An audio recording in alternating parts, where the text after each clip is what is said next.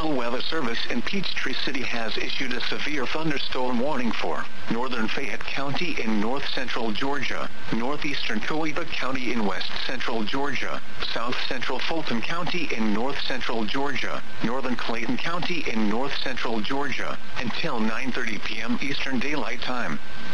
At 9:03 p.m. Eastern Daylight Time, a severe thunderstorm was located over Cannongate, or 9 miles northeast of Newnan, moving northeast at 35 miles per hour. Hazard, 60 miles per hour wind gusts and quarter-size hail. Source, radar indicated. Impact, hail damage to vehicles is expected. Expect wind damage to roofs, siding, and trees.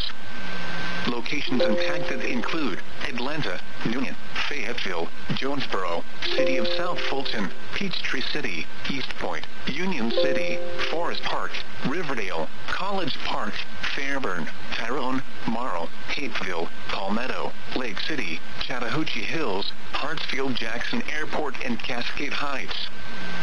For your protection, move to an interior room on the lowest floor of a building.